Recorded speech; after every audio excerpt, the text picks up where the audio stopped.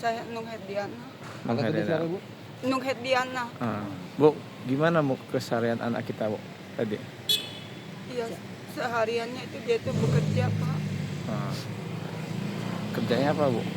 Kerja serabutan, Pak. Kadang di gudang, kadang di rumah makan.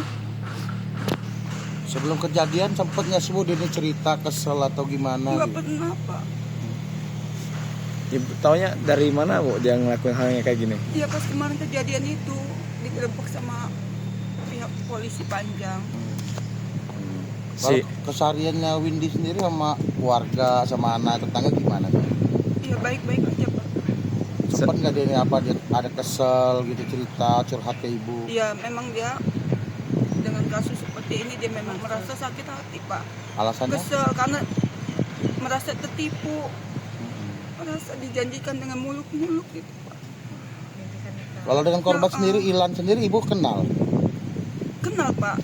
Sebatas apa ibu kenal dengan korban sendiri? Saya kenal sama dia itu setelah dia punya istri, Pak. Gimana ceritanya, Bu, perkenalan itu? Iya, waktu itu pernah juga sempat dia bertengkar, Pak, di pasar, Pak. Dia kan dagang bubur ayam, Pak. Nah, udah gitu sempat saya damaikan juga itu, Pak. Ribut sama Windy? Iya, sama si Ilan tuh. Sama Ilan? Iya. Terus Saya ancam juga dia, Pak, supaya jangan ganggu anak saya lagi. Jadi habis kejadian langsung pulang ke rumah Windy ya? Iya, Pak. Ada cerita sama ibu dia? Enggak, Pak. Habis ngapain gupek? Enggak cerita sama sekali. Oh, tahu-tahunya polisi datang. Iya, betul. Nah, apa nih yang jadi harapan ibu dengan kasus ini terhadap anaknya nih, Bu? Ya, kalau bisa saya minta keadilan, Pak. Supaya jangan berat hukuman yang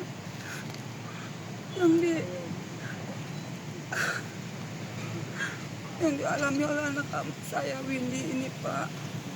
Kalau bisa jangan sampai hukumannya berat. Apa yang disampaikan Windy tadi dalam, Bu?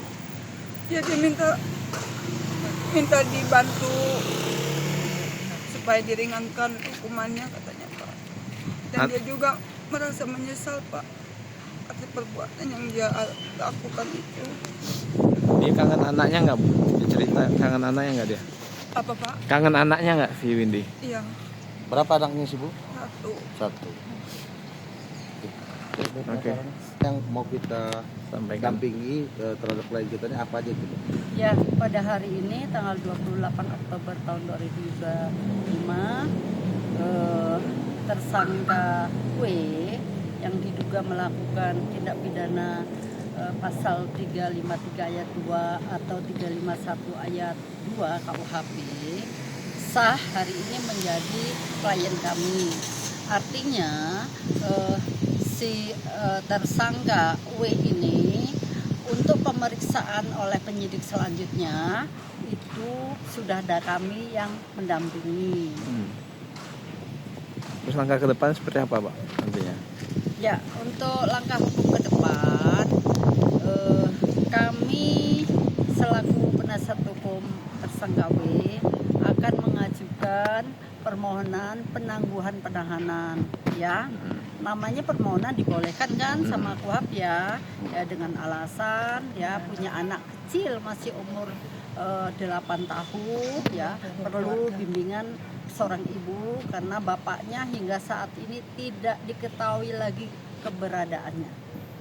Mbak, selain kita pendampingan hukum kan rencana kita kan ada pendampingan psikis. Gimana sih, Mbak, terkait psikis daripada klien kita sendiri, Mbak? Kok sampai nekat ya gitu, Mbak? Ya, kalau pendapat saya sih ya, kalau seseorang sampai nekat berarti ada gangguan psikis ya, dan itu perlu konseling ya, diperiksa oleh pihak bisa rumah sakit jiwa atau pihak psikiater ya. Nanti kami akan coba ya, kita coba mintakan kepada penyidik untuk diperiksa oleh psikiater ya.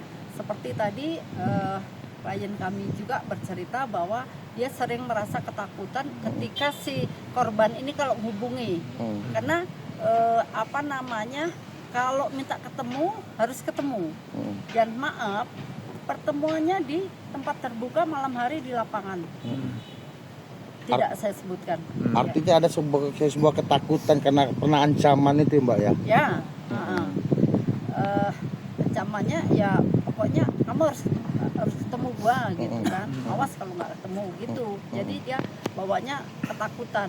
Dan puncaknya di hari malam minggu itu ya, si yang mengajak bertemu si korban dulu karena dia merasa takut, ya udah temen dia sudah merasa kesal, ya sudah. Pada malam itu terjadilah itu peristiwa itu gitu.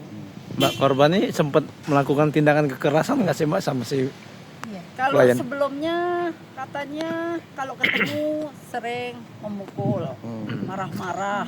Kalau marah-marah kan bisa menimbulkan gangguan jiwa ya gitu. Sering marah-marah, terus tidak boleh pacaran dengan laki-laki lain. Oh, seperti ancam ya? Iya, nah dia ketakutan. Tapi dia tidak mau menceraikan istrinya gitu. Kan egois si korban ini.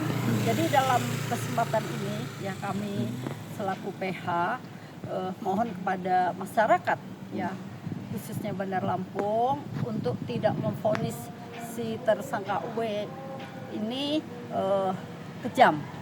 Karena ada suatu perbuatan pasti menimbulkan akibat. Nah, ada sebab dan akibat.